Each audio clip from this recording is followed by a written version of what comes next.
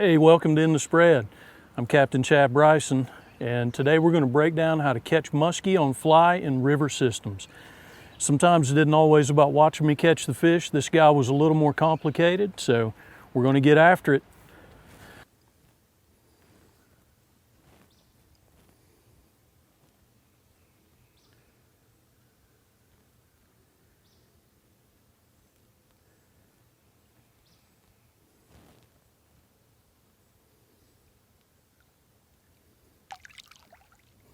All right, buddy, go make us some more babies.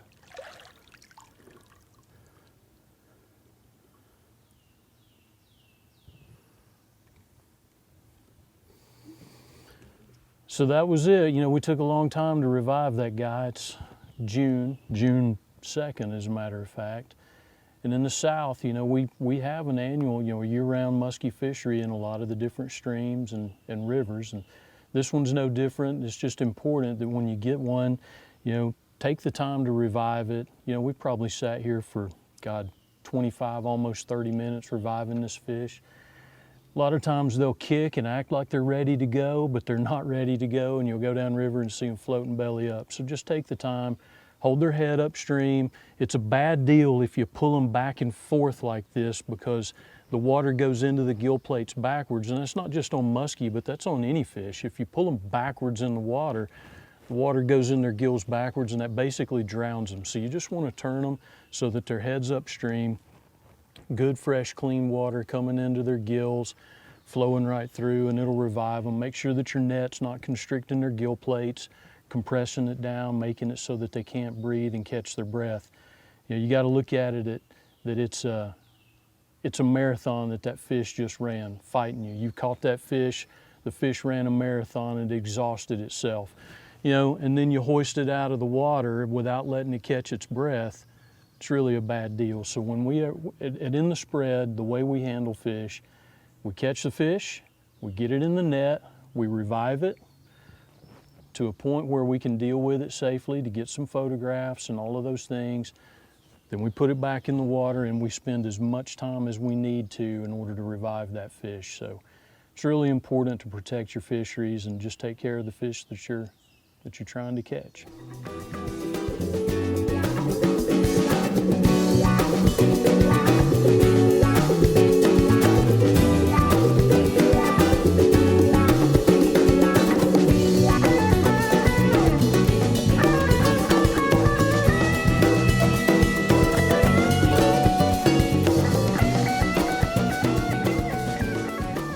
So I've pulled up here and stopped because this is a major confluence in the river.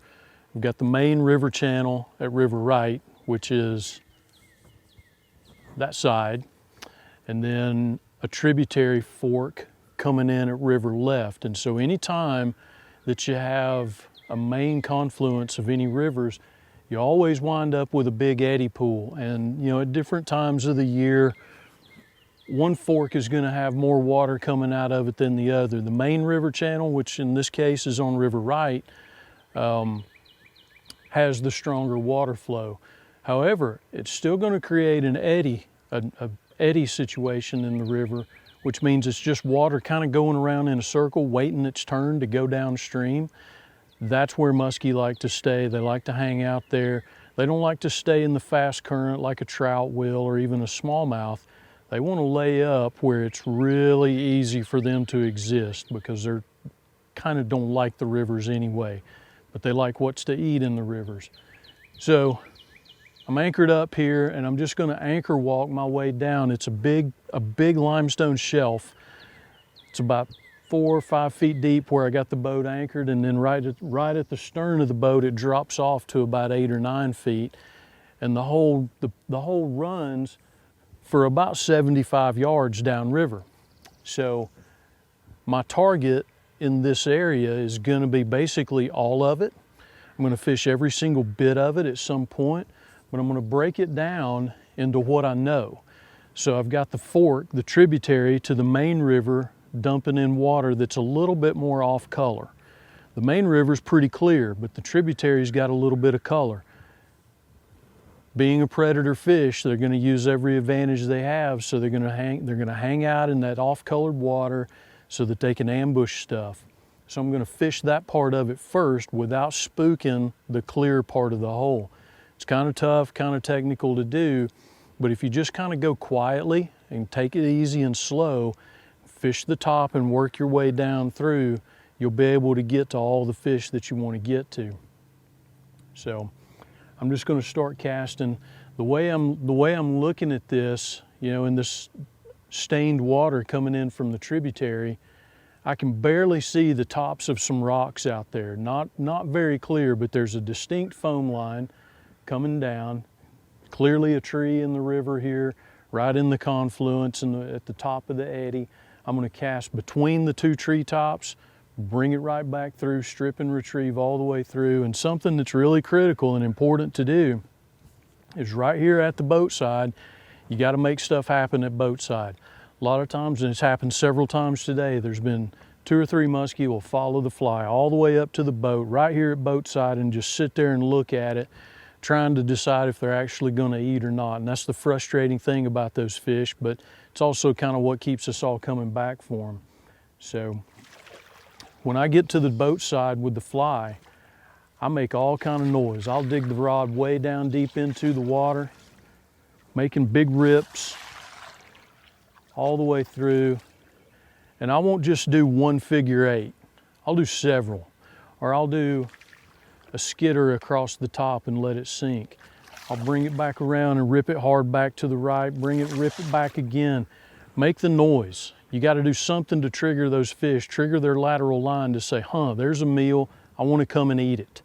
So these guys, it's so cliche, but I have to say it, there's so many other good guides, good muskie guides and good muskie fly tyers out there, but all of us say the same thing.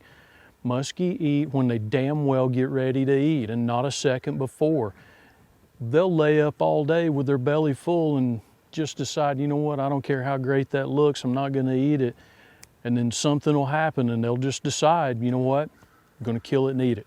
And so that's where the persistence pays off. But if you put yourself in the places in the river where you can actually know that the muskie are going to live there, eddy pools, deep pools, slow moving water where they don't have to work hard and they can ambush anything that comes along, that's what you're going to want.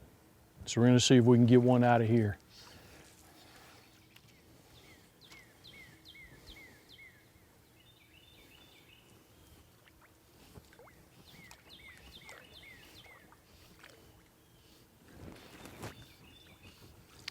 You see, when I'm doing my strip retrieve, I've got the rod tip all the way in the water, holding that fly down.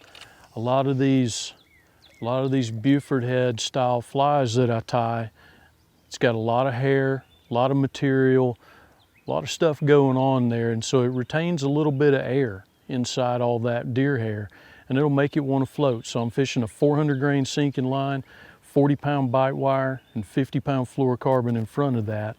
But I'm holding the rod tip in the water just to try and help this fly stay down. As you can see, it's a handful. When it's soaking wet, it probably weighs a pound. So, you know, I'm using the Sage musky rod, 400 grain sinking line.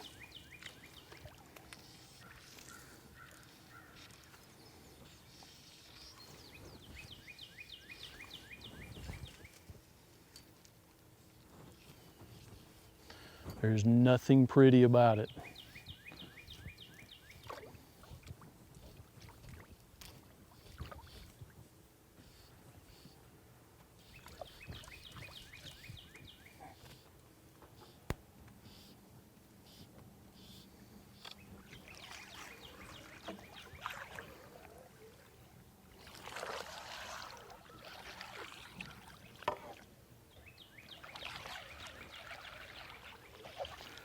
But if you make that noise, something about the way the rod moves through the water drives those fish nuts. Hits their lateral line and they can't stand it. There's been a few times over the past couple of weeks that, you know, I've had clients on the boat, we're fishing, everybody's trying to get fish, and everybody gets bored because nothing's happening. And I keep having to stay on top of them about do your figure eight, make noise at the boat, you know, make your fly move at the boat. And they're bored and they're looking at the sun and they're tired, their shoulders hurting because they're throwing an 11 weight rod and 400 grain line and, you know, 3 pounds of deer hair on a fly. But then you look down and you see a 40-inch muskie come out from under the boat trying to inhale the fly only to miss because the client wasn't making it move a lot. So it's important to make it move around, make noise. These guys want to know that something's there.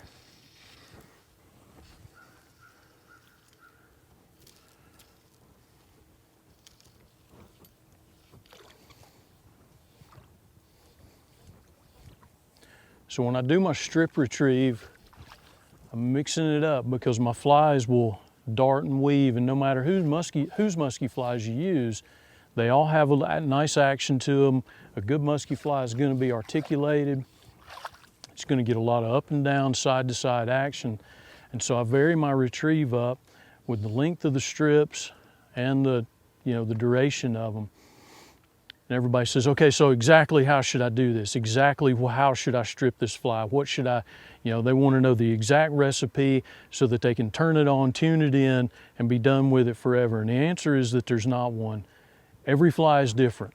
No matter how many of them I tie, no matter how many of them anybody ties, and there's a lot of great tiers out there, every one of them swims different and behaves different.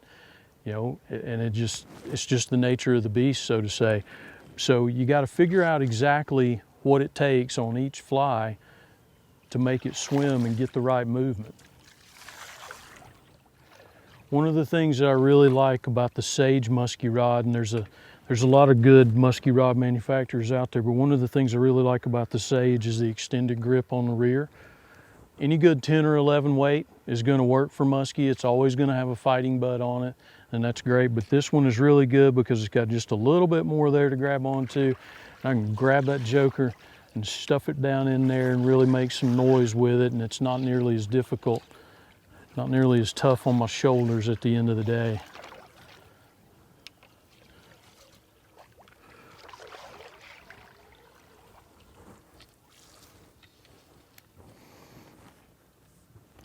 So everybody also asked me, how do I know when enough figure eight is enough figure eight? Truth is, I don't know either. Just do it till you're sick of it, and then do it a little bit more, and then it's probably okay to cast.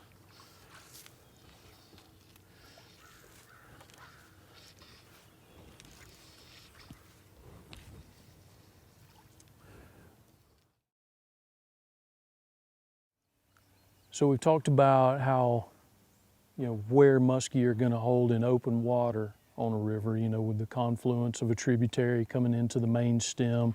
It's going to be a big open pool there with a little bit of structure down in it.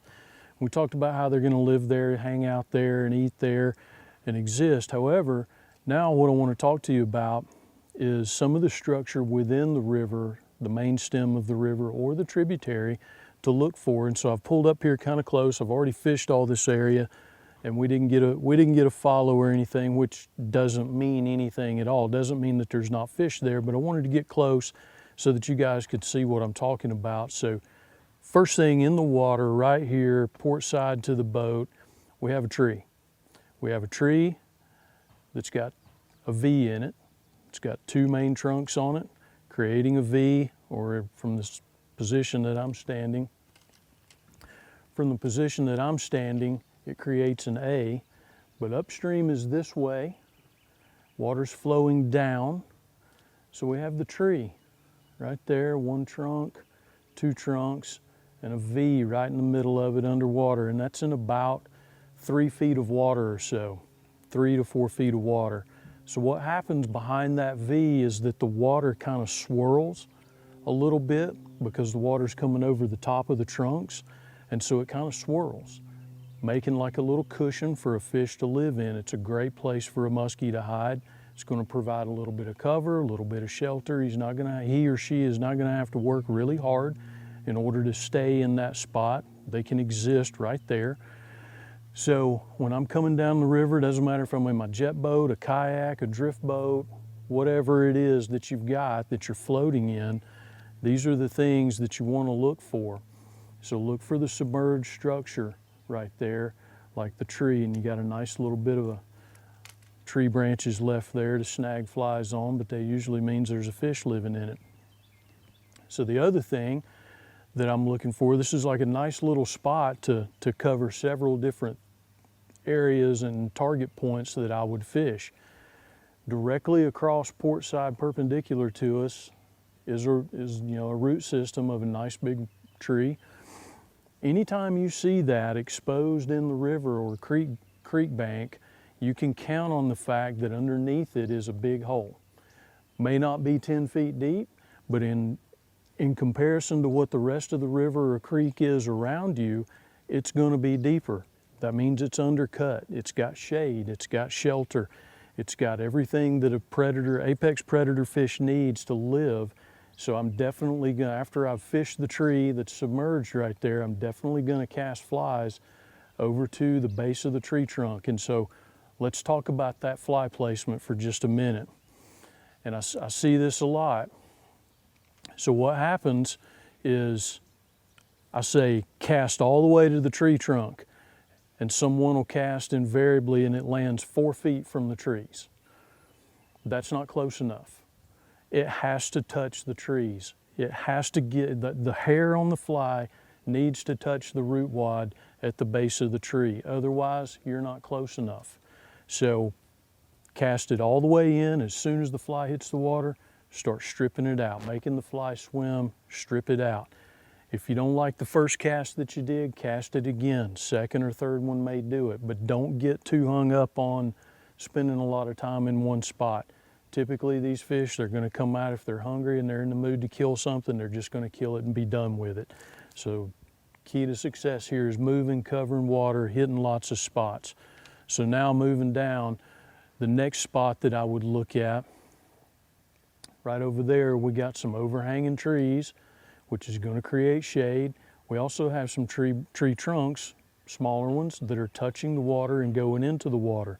So what's happening is the tree trunk is going into the water kind of like I'm holding my rod here. It's coming in on an angle like this.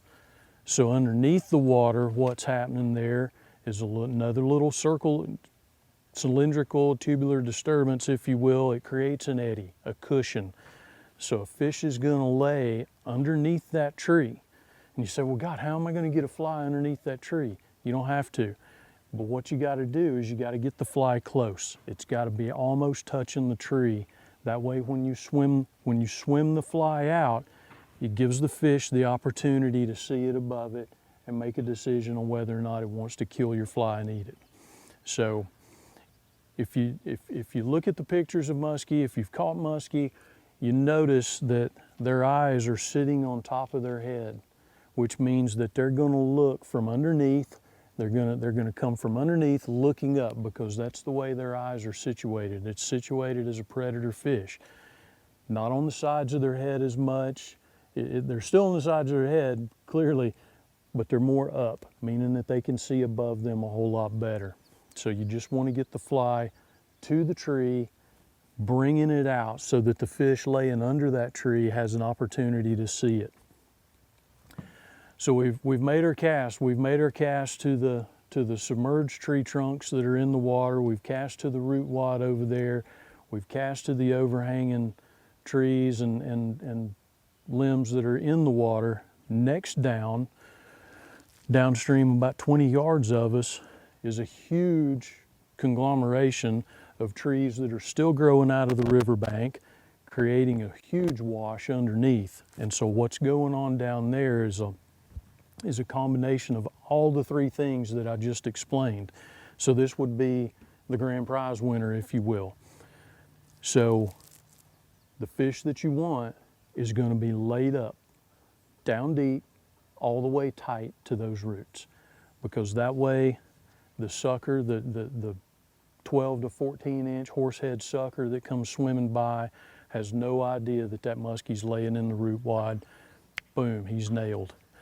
So when I'm coming into that kind of stuff, again, no matter what kind of boat I'm in, kayaks, drift boats, inflatable rafts, jet boats, whatever it is, when I'm coming into that kind of structure in the river, what I'm looking for again is close fly placement. And 4 feet from the structure is not close enough. It's got to be in there. And you know, you're going to get hung up. And when you get hung up, you go in there and get your stuff back. I mean, you know, I wouldn't take $100 for this fly just because it swims really good. And I got a lot of high quality materials invested in it to make it. So I'm not breaking this stuff off at all. We're going in to get it. But if you're not getting your fly hung in the structure that you're casting to from time to time, you're not getting the fly close enough. So don't be afraid to get in there, get it hung, paddle in there, trolling motor in there, row in there, whatever you're doing. Go in there, get your fly back, come back out into the river, give it 5 minutes, cast again. These are the apex predator fish. The fact that you're paddling around in a kayak or a jet boat or any of that stuff doesn't really confront them any. They don't care. They're just hanging out, being musky, being hateful, being mean, being picky, being frustrating to anglers. They're doing all that stuff. Just because you come in there to get your fly, come back out, give it a 5-minute rest, throw in there again. You never know. I've seen them come out of those root wads, and just because of the commotion, it excites them, gets them going. So be sure to check all of those places when you're coming down the river. Okay, so this is another prime spot. It's not gonna hold a lot of muskie in it. None of the spots really ever hold a lot of them. But as I'm coming down the river and I'm trying to pick it apart and figure out exactly where I want to cast and where I don't, you know, I got the big engine running on the jet boat right now just so I can get you in here closer to have a look at this. But I'm in the fast water, which is where you're going to be in whatever boat that you're using. You're going to be in the fast water fishing to the slow water. And so you see what I've got here. I got a little bit of a shoal, a little bit of a drop, faster water, and then behind the tree, the submerged tree structure over there at River Right, I got an eddy. Big eddy pool, and you can see the eddy pool comes all the way down river, gosh, probably for 40 yards. And so if I was going to fish this, I would hold my boat in this fast water, which means you're going to have to fish fast and you're going to have to move fast. But I would cast into that eddy, strip, strip, strip, strip, and as soon as my fly gets to the fast water, I'm going to pick it up, I'm going to cast again, because a muskie is going to eat it in that eddy water and not in the fast water. So as I'm coming down through, I'm going to cast, strip, strip, strip, strip, fly gets to the fast water, pick it up, cast again, all the way to the riverbank. Not 3 feet from it, not 5 feet from it, not even a foot from it. It needs to go to the riverbank. And I'm going to keep doing that the whole way down. This is one of those situations with this fast water that I'm holding the boat in. I'm sorry if the engine's making a lot of noise, but if you have 2 people, one person to run the trolling motor or the oars or whatever it is, you can really hold yourself in here and fish this eddy water really thorough. So coming down all of these shoals on both sides of the river typically are going to have some form of an eddy. One side's going to be deeper than the other side. Fish the deep eddy water. In this situation, it just happens to be on River Right. So we've come down river a little bit further, and river's moving pretty fast here. I've still got the big gasoline engine going, so I apologize if there's any noise, but it's the best way I can hold the boat to give you guys this shot. So when you're coming down the river in your drift boat, kayak, whatever you're using, you see that this is pretty fast water all around us. It's deep and it's fast, not musky water whatsoever. But right over to River Right is a tiny little eddy pool. It's not big, it's pretty small, but it's just big enough to hold one fish. And so what happens in this river system, just like many other river systems in the southeast that hold muskie and across the country, muskie will leave their lake, their reservoir that they live in, to come into the river system to spawn. Sometimes they'll come in the fall in the south here. You know, it's November, December. A lot of times, I mean, you know, this river has muskie in it 12 months out of the year, but the migrants, if you will, the migratory fish are going to come in the fall, winter, spawn in the spring, and then they're going to want to go back down to the lake. So as those fish start coming down, they don't want to fight this current. They get tired, so they find an eddy pool, just like this tiny one over there. That one's probably not even 15 feet in length, but it's just big enough to hold a fish in. And so here again, this is a great situation if you got yourself and another angler in the boat. You can take turns on these little potholes. These potholes become really critical in the spring. These are stopping points for muskie on their way back down to the lake. So you could throw in that. You might get a mid-40s muskie. You could even get a 50. But the way when me and my buddies are fishing, we play hopscotch on these eddy pools. One guy gets to row the boat or run the trolling motor while the other guy fishes. The boat drifts on down like I'm doing right now. Right on below me, you see there's another eddy pool that's pretty big, and it's not in distance from the smallest eddy pool. It's probably not 50 feet. That one has probably got a muskie in it as well. But it's those kind of little tiny spots that you need to pick apart when you're river fishing for them. Don't just look at the big pools, the big holes. Everybody knows about that.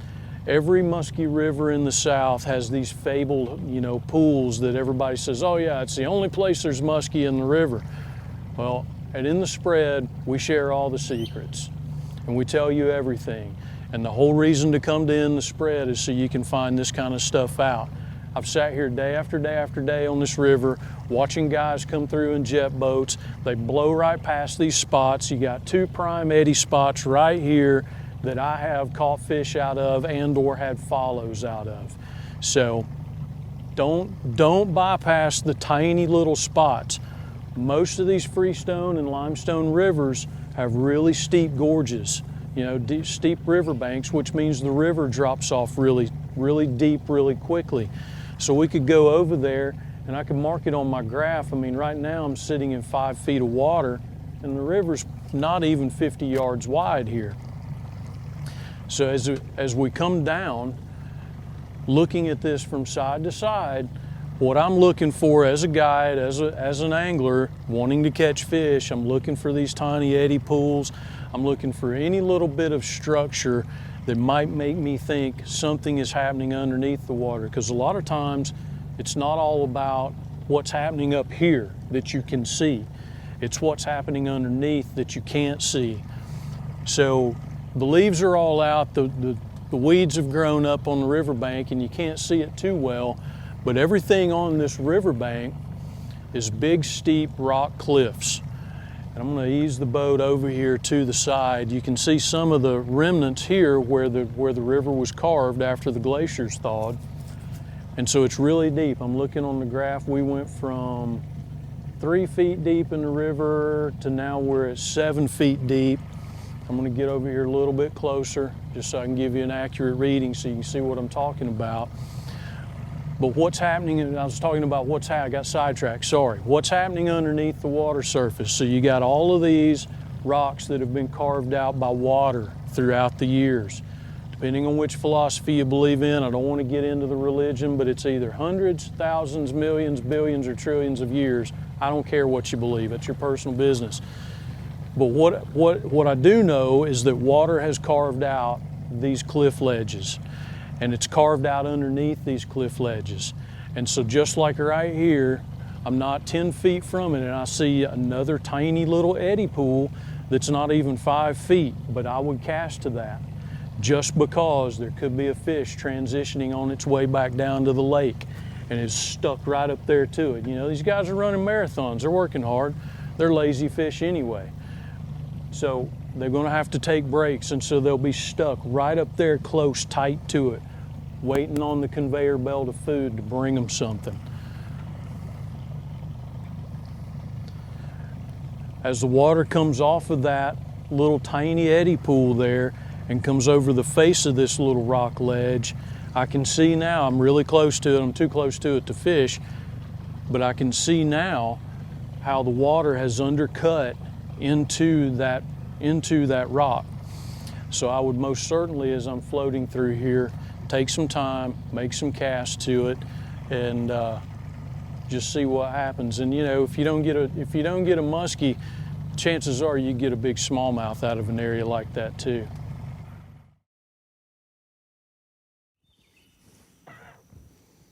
So another subject we should discuss. I mean, everybody that fishes muskie in reservoirs knows about grass beds, weed beds, you know, and it's just another form of structure that muskie use to, you know, for cover.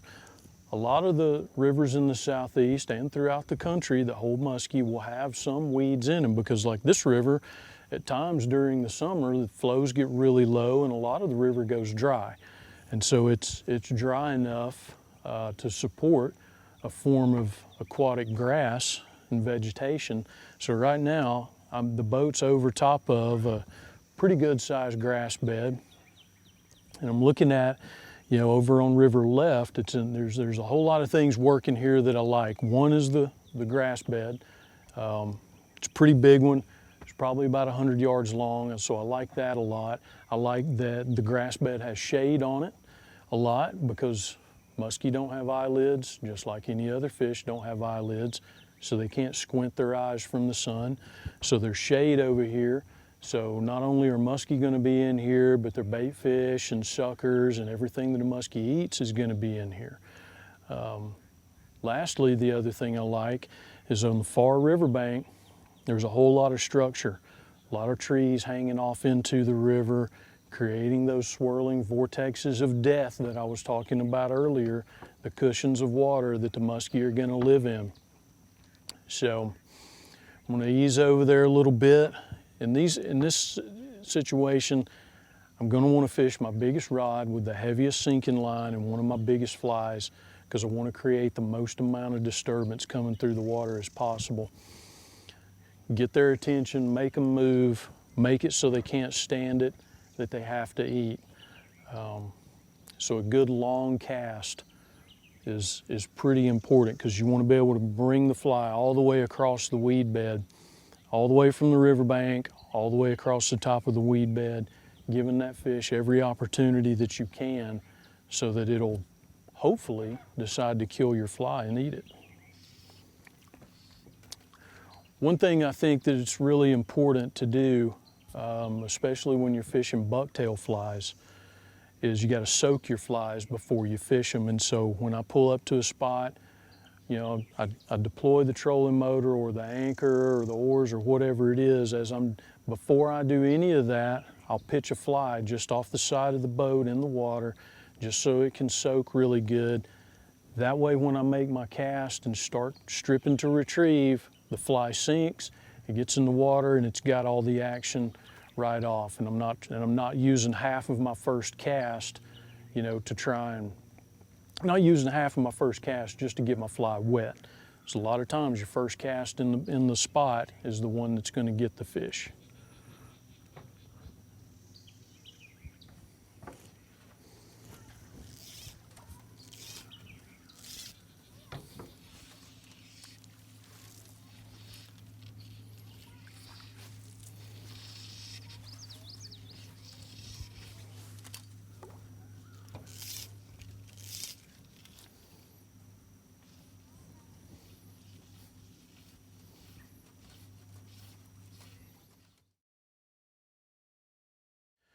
So now I want to talk to you a little bit about the fly gear that I use. There's another video that's a really in-depth video where Rob Smith and I and some other guys actually cover a whole lot of what we use for flies, specific knots, specific equipment, really thorough. You might check that out In the Spread, but I'm just going to quickly cover what I use today and basically what I use on every trip that I come out muskie fishing.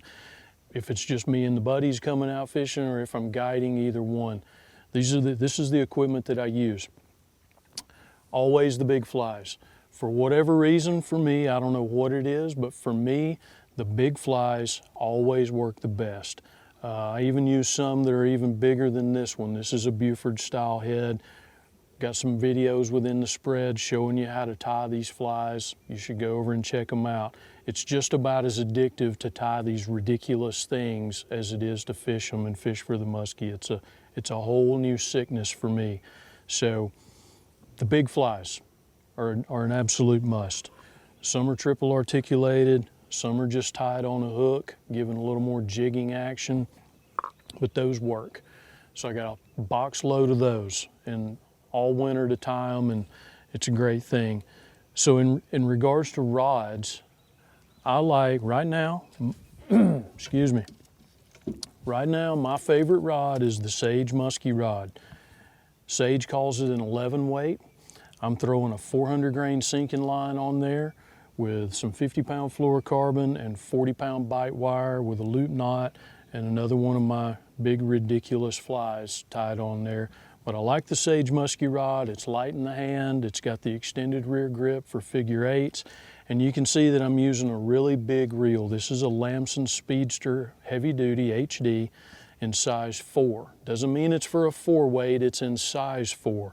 So, you know, in layman's terms, that means basically it's a 10 to a 12 weight size reel. But I like the big large arbor because I'm casting long lengths of line, I'm stripping a lot, I got a lot of line at my feet. When a muskie eats, a lot of times it's at the boat, you got a whole lot of line at your feet. A large arbor reel picks up line quicker than a small arbor reel. But the Sage Muskie with the Lamson Speedster, it's super light in the hand, and it literally makes a huge difference at the end of your casting day. Lighter is better in this regard, for sure. Two other rods that I carry along with me is just a standard 10 weight. This is an IM6 graphite, 9-foot 10 weight. Brian Stout built me a pair of these years ago. The IM6 graphite is tough, it's durable. Been carrying these things around for almost 10 years now and haven't broken any on fish. But the drawback is it's a little heavier in the hand, but it's got a lot of backbone, and it's set the hook on a lot of muskie and a lot of other fish. But that's a 9-foot 10 weight and just an IM6. So you can see I go from one end of the spectrum at price point to the other. I got a $600 muskie rod and a $300 muskie rod. Get what you can afford. That's just the differences in the two. But again, you can see I got a large arbor reel here, and this one's spooled up again with a 400 grain sinking line. And those are my two primary lines that I'm going to use. There are situations, however, where if I'm fishing a grass bed or a weed bed or something and the water's a little more shallow and I don't want the fly to get that deep, I'll use some form of an intermediate sinking line. And this is just an IM6 9-foot 10 weight. This one's got it's got my Nautilus reel on it. Again, a large arbor, but I've got the intermediate line on it. And all that's doing, especially with these jig style flies, it's easier to cast. So if I need a break, my shoulder's killing me and I need a break from casting, I pick this rod up and I keep fishing, and it's almost like picking up a 6 weight and a dry fly after throwing the other stuff. But it has its place and it has its use. And so if I want to retrieve really fast and have a fly that's just below the surface of the water a few inches, up to a foot, this is the rod that I do that with. And basically that's my rig, that's my setup that I use.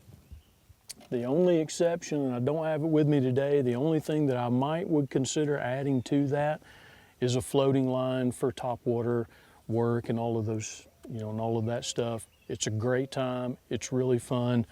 I just don't catch a lot of fish on it, and it could be because I just don't know how. But those three are my rigs, and I hope you enjoyed it. So I hope that helps you guys out. River system muskie on the fly is a whole lot of fun, and I hope you found it informative. And as always, at any time you got questions about anything within the spread, you can contact me via in the spread or through my website, chadbrysonfishing.com. Hope you enjoyed it. If you got questions, please let me know. I'd love to answer them. Got to split. Peace out.